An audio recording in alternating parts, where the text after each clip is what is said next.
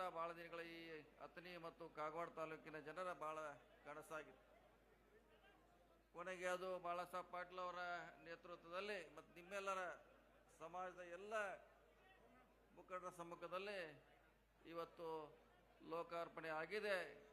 ಬಹುಶಃ ನಿಮ್ಮ ಸಂತೋಷದಲ್ಲಿ ಇಡೀ ಅಥಣಿ ತಾಲೂಕು ಭಾಗಿಯಾಗಿದೆ ಅಂತ ನಾ ಭಾವಿಸ್ತಾ ಇದ್ದೇನೆ. ಛತ್ರಪತಿ ಶಿವಾಜಿ ಮಹಾರಾಜರು ಕೇವಲ ಒಂದು ಧರ್ಮಕ್ಕೆ ಒಂದು ಜಾತಿಗೆ ಸೀಮಿತವಾಗಿರುವಂಥ ನಾಯಕರಲ್ಲ, ಎಲ್ಲ ಮಾನವೀಯ ಕುಲಕ್ಕೆ ಅವರು ನಾಯಕರು, ಮಹಾರಾಜರು.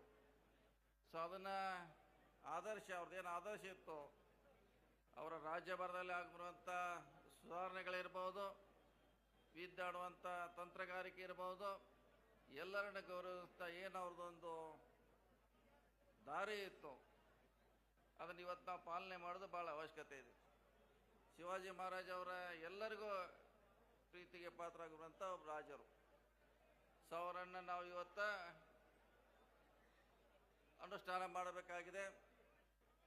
ಅವ್ರು ಹಾಕಿರುವಂಥ ಅನೇಕ ಆದರ್ಶಗಳನ್ನು, ತತ್ವ ಸಿದ್ಧಾಂತಗಳನ್ನು ಇವತ್ತು ಕೂಡ ನಾವು ಜಾರಿಯನ್ನು ಮಾಡಬೇಕಾಗಿದೆ.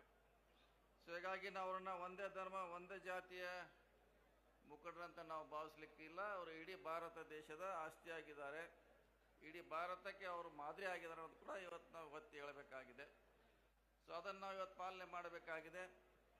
ಅವರು ಹಲವಾರು ಗಣ ಕಾರ್ಯ ಇರಬಹುದು, ಅದನ್ನು ಇವತ್ತು ನಾವು ಅಳವಡಿಸೋದು ಖಂಡಿತವಾಗಿ ಅವಶ್ಯಕತೆ ಇದೆ ನಮ್ಮ ಮಾತನ್ನು ಹೇಳುತ್ತಾ, ನಮ್ಮ ಕರ್ನಾಟಕದ ದಾವಣಗೆರೆ ಜಿಲ್ಲೆ ಹೊದಿಗೆರೆಯಲ್ಲಿ ಛತ್ರಪತಿ ಶಿವಾಜಿ ಮಹಾರಾಜ್ ಅವರ ತಂದೆ ತಾಯಿಗಳ ಏನು ಸಮಾಧಿ ಇದೆ, ಇಲ್ಲಿವರೆಗೆ ಯಾವುದೇ ಸರ್ಕಾರ ಕೂಡ ಅದನ್ನು ಅಭಿವೃದ್ಧಿಗೆ ದುಡ್ಡು ಕೊಟ್ಟಿಲ್ಲ. ನಮ್ಮ ಸರ್ಕಾರ ಸುಮಾರು 5 ಕೋಟಿ ರೂಪಾಯಿಗಳನ್ನು ಅಭಿವೃದ್ಧಿಗೆ ಕೊಟ್ಟಿದೆ ಅಂತ ನನಗೆ ಭಾಳ ಹೆಮ್ಮೆ ಆಗ್ತಾ ಇದೆ. ಇನ್ನೂ 5 ಕೋಟಿ ರೂಪಾಯಿ ಕೊಡುವಂಥ ಯೋಜನೆ ತಯಾರಿ ಮಾಡಲಿಕ್ಕೆ ನಾವು ಹೇಳಿದ್ದೀವಿ. ಅದನ್ನು ಕೂಡ ಆದಷ್ಟು ಬೇಗ ನಿಮ್ಮ ಮೂಳೆಯವರು ಇಲ್ಲಿದ್ದಾರೆ, ಅವರು ಕೂಡ ನಮಗೆ ಭಾಳಷ್ಟು ಅಭಿನಂದಿಸಿದ್ದಾರೆ. ಮುಂದೂ ಕೂಡ ಅದನ್ನು ಯಾವ ರೀತಿ ಅಭಿವೃದ್ಧಿ ಮಾಡಬೇಕು, ಎಲ್ಲ ನಮ್ಮ ಸಿದ್ದರಾಮಯ್ಯ ಸರ್ಕಾರ ಖಂಡಿತವಾಗಿ ಅದರ ಬಗ್ಗೆ ಬೆಳಕು ಚೆಲ್ತೈತೆ. ಅದನ್ನು ಸಂಪೂರ್ಣವಾಗಿ ಅಭಿವೃದ್ಧಿ ಮಾಡುವಂಥ ಪ್ರಯತ್ನವನ್ನು ಮಾಡ್ತೀವಿ ಅನ್ನೋ ಮಾತನ್ನು ಹೇಳುತ್ತಾ, ಜೊತೆಗೆ ಬೆಳಗಾವಿ ನಗರದಲ್ಲಿ ಶಾಹು ಮಹಾರಾಜರ ಪುತ್ಥಳಿ ಸುಮಾರು 1 ಕೋಟಿ ರೂಪಾಯಿದಲ್ಲಿ ನಾವು ಮೀಸಲಿಟ್ಟಿದ್ದು. 1 ಕೋಟಿ ರೂಪಾಯಿದಲ್ಲಿ ಶಾಹು ಮಹಾರಾಜರ ಪುತ್ಥಳಿನ ಬೆಳಗಾವಿಯಲ್ಲಿ ನಾವು ನಿರ್ಮಿಸ್ತಾ ಇದ್ದೀವಿ. ಸೊ ಇದರ ಕಾರಣ ಅಂದರೆ ಕೇವಲ ಅದು ಪುತ್ಥಳಿಯಾಗಿ ಉಳಿಯಬಾರ್ದು, ಅವರ ಆದರ್ಶಗಳನ್ನು ನಮಗೆ ಹೇಳ್ತಾ ಇರಬೇಕು. ಇಂಥ ಕೆಲಸ ಇವರು ಮಾಡಿದ್ರು, ನಾವು ಕೂಡ ಅದನ್ನೇ ಮಾಡಬೇಕನ್ನೋ ಆ ಪ್ರತಿ ದಿವಸ ನಮಗೆ ಅದರಿಂದ ಸಂದೇಶ ಬರಲಿಕ್ಕೆ ಅವರ ಪುತ್ಥಳಿಯನ್ನು ನಾವು ಬೆಳಗಾವಿಯಲ್ಲಿ ಅನಾವರಣ ಮಾಡ್ತೀನಿ ಅಂತ ನನಗೆ ಭಾಳ ಸಂತೋಷ ಆಗ್ತಾ ಇದೆ.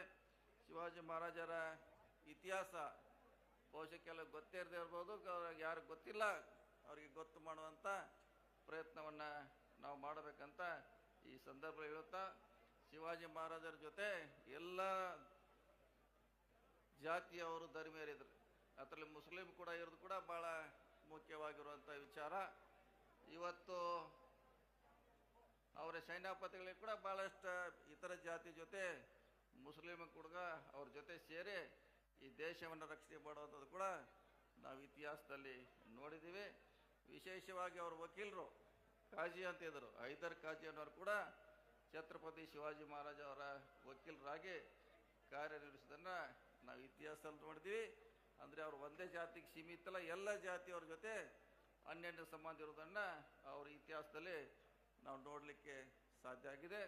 ಇವತ್ತು ಭಾಳಷ್ಟು ಮುಖಂಡರು, ವಿಶೇಷವಾಗಿ ಸಿಂಧಿಯಾ ಅವರು ದಿಲ್ಲಿಯಿಂದ ಗ್ವಾಲಿಯರಿಂದ ಬಂದ ಭಾಳಷ್ಟು ಹೊಸ ಹೊಸ ವಿಚಾರಗಳನ್ನು ಹೇಳುವಂಥ ಪ್ರಯತ್ನ ಇವತ್ತು ಮಾಡಿದ್ದಾರೆ.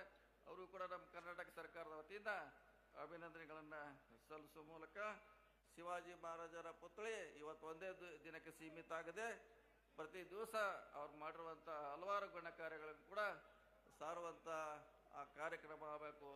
ಆ ಮೂರ್ತಿ ಮಾಡಿದ ಎಲ್ಲ ಕೂಡ ಲೋಕಾರ್ಪಣೆ ಮಾಡಿದ ಕೂಡ ಭಾಳ ಅವಶ್ಯಕತೆ ಅನ್ನೋ ಮಾತನ್ನು ಹೇಳುತ್ತಾ, ಈ ಕಾರ್ಯಕ್ರಮ ಯಶಸ್ವಿ ಆಗಲಿಕ್ಕೆ ಮತ್ತೊಬ್ಬೆ ಬಾಳಾಸಾಹೇಬ್ ಶ್ರೀಮಂತ್ ಪಾಟೀಲ್ ಅವರು, ಅವ್ರ ಎಲ್ಲ ಅನುಯಾಯಿಗಳು, ತಾವು ಇಲ್ಲಿ ಬಂದಂಥ ಎಲ್ಲ ಅನುಯಾಯಿಗಳು ಕೂಡ ಭಾಳಷ್ಟು ಕಾರ್ಯಕ್ರಮವನ್ನು ಯಶಸ್ವಿ ಮಾಡಿ ಬಹುಶಃ ಕರ್ನಾಟಕದಲ್ಲಿ ಒಂದು ಮಾದರಿ ಕಾರ್ಯಕ್ರಮ ಆಗಿದೆ ಅಂತ ನನಗೆ ಭಾಳ ಹೆಮ್ಮೆ ಇದೆ. ಅವರ ಆದರ್ಶಗಳು ಕೂಡ ಮುಂದುವರಲಿ ಅಂತೇಳಿ ನಾನು ಮಾತು ಮುಗಿಸ್ತೀನಿ. ನಮಸ್ಕಾರ.